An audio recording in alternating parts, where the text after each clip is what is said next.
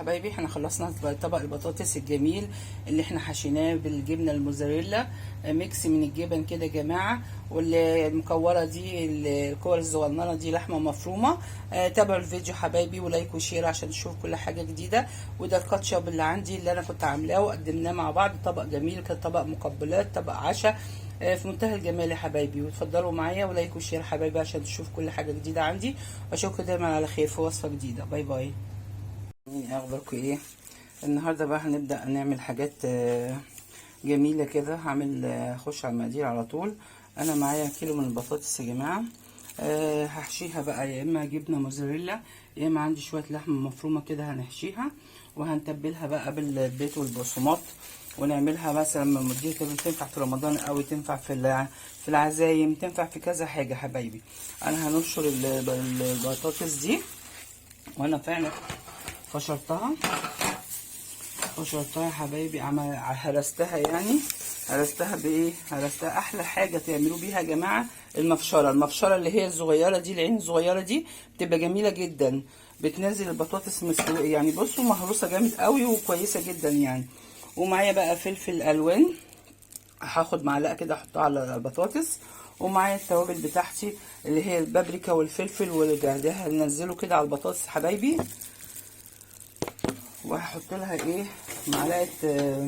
معلقه من الفلفل دوت. انا عايزه كل واحد بقى ساعات ممكن ما يحبش السبايسي، بس انا عايزه احب طعم السبايسي فيها. هنحط لها معلقه كده فلفل وهندعكها مع بعض. وهنحشيها بقى الحاجات الجميله دي، يا اما لحمه مفرومه يا اما ايه جبنه اللي متاح عندكم يعني، ممكن نحشيها اي حاجه. وده بقى البيض البقسماط بتاعي اللي التتبيله كفر من بره. انا معايا بقسماط هنا برده متبلاه يا جماعه، ومعايا اللي هو الكريبسي بي دوت اللي متبع عند العطار، ودول معلقتين نشا. والتوابل بتاعت الكفته دي بصراحه بتبقى حلوه قوي. فانا هحط هنا شويه برده كده معاها، تدي تيست حلو جدا يعني. بهارات حلوه قوي مع البطاطس هنحطها، واخدين بالكم. هنزلها معلقتين كده، انا هحط معلقتين. وكل الكلام الجميل ده هيديك حلو جدا علشان ايه. وهنحط لها شويه بيكنج باودر برده. بصوا شويه بيكنج باودر علشان انا عايزه البطاطس هتبقى منفوشه مش هتبقى مكتومه، هتبقى كويسه جدا. ومعايا بقى ايه بيضتين، ومعايا شويه لبن كده هنحطهم على البيض وهنضربها. وده الجفر بتاعنا اللي احنا زي البانيه بالظبط، واخدين بالكم. انا هحط ربع كوبايه كده على البيضتين، وملح وفلفل. وهندعك دي بقى كده كويس جدا.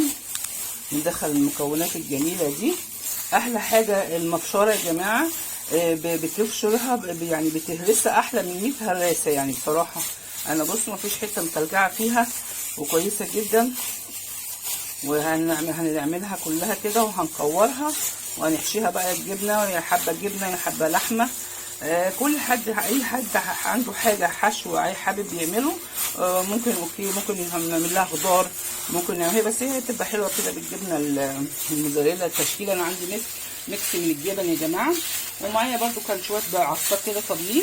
فانا هبدا بقى ايه اللي احنا هنهرسها كويس جدا، وهوريكم بقى وخليكم معايا ثانيه واحده.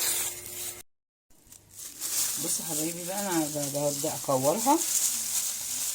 كل واحد يا جماعه يعمل الشكل اللي هو عايزه.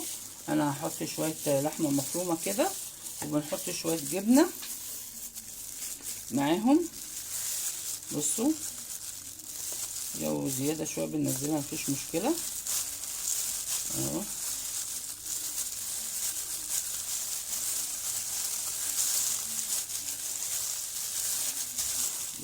لو نزلت في ايديكي مفيش مشكله، ممكن نبلها ميه. وهنعملها كده الشكل الجميل ده كده.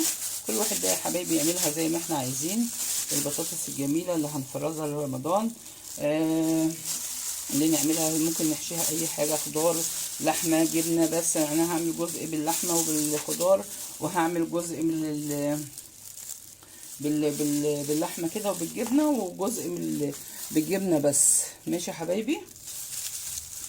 وتبقى حاجه جميله برضو، جميله وشكلها حلو قوي، بتدي شكل حلو في على السفره في رمضان او في اي عزومات. احنا هعمل الكميه كلها بقى يا حبايبي، هنسيبها شويه وننزلها في البيض والبقسماط. وثانيه واحده خليكم معايا بقى عشان النور هيقطع، وخليكم معايا. انا حطيت هنا بقى البيضتين وشويه وربع كوبايه اللبن اللي انا قلت لكم عليها، وقلبتهم كده كويس، ملح وفلفل يا جماعه. وهنا الكريسبي دوت اللي هنحطه، وهنا البقسماط. هنا البقسماط بقى معلقتين النشا دول يا جماعه بقى عشان يدوا البطاطس كده، يعني بيدوها مقرمشه وتبقى كويسه. بنقلبها مع البقسماط برضو. البقسماط احنا عاملينه برضو متبلينه بملح وفلفل وبابريكا والحاجات الجميله بتاعتنا دي، بحيث ان احنا كل حاجه يا جماعه بتبقى متبله. هننزل بقى هنا بيهم على الاول الكفته اللي هي البطاطس هنحطها في البقسماط، وبعد كده هننزل بيها على البيض على البيض زي البانيه. يعني احنا هنعملها زي البانيه كده، نحط عليها ننزلها في البيض والبقسماط، وبعد كده نرجعها على الكريسبي. ماشي. وثانيه واحده. بص بقى انا عملت كله بقى في يا جماعه بالبقسماط، وهنزل عليه بالبيض. وثانيه واحده كده هننزله في البيض، وبعد كده هننزله في الفيجيتار يا جماعه. ماشي. وهنعمل الكميه كلها، وخليكم معايا. وثانيه واحده.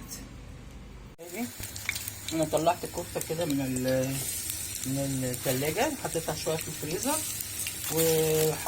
حطيتها زيت. انا بصوا يا جماعه لما اجي احط الزيت ما بحطش زيت كتير، عشان الزيت لو اتحرق او حاجه انا ممكن ببدله، بس هو ان شاء الله مش بيتحرق يعني معانا. الكفته بصوا قد ايه شكلها متماسك وشكلها جميل جدا. وزي ما احنا قلنا دي كفته البطاطس بالجبنه وفيها باللحمه المفرومه.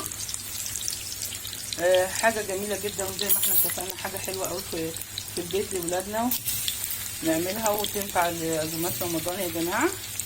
وهنقليها بقى كده وهقدمها، وخليكم معايا. هي الحمد لله مش هتفك منكم ولا حاجه. الطريقه دي جميله، والنشا بيربط يا جماعه. النشا بيربط وما بتتفكش مننا برضو لما هنسيبها تريح شويه كده في الفريزر، وبعد كده بنقليها. وخليكم معايا. وثانيه واحده. بصوا يا حبايبي، ولا بتفك ولا بتشرب زيت فعلا، منتهى الجمال. وانا طلعت الكميه اهو، وحطينا شويه زيت صغيرين زي ما قلت لكم. جميله جدا، ووجبه برضو حلوه قوي. تنفع برضو زي ما احنا اتفقنا لاولادنا في اي وقت، عشاء غدا جنب السفره. حاجه جميله خالص. خليكم معايا. خلاص الكميه كلها. وثانيه الكيلو من البطاطس ادوني الكميه دي. كميه حلوه جدا. هنحطهم بقى شويه في الفريزر وهنقليهم. ممكن نفرزهم بقى، نعمل كميات، كل واحد يعمل الكميات اللي هو عايزها يفرزها في الفريزر لرمضان، لاي عزومه، لاي وجبه سريعه تبقى عندك، بتبقى كميه كويسه قوي. وفي طبق كمان في الفريزر انا شايلاه عشان اقليه. وثانيه واحده يا حبايبي، وخليكم معايا لما نقليه ونوريه لكم. ثانيه واحده.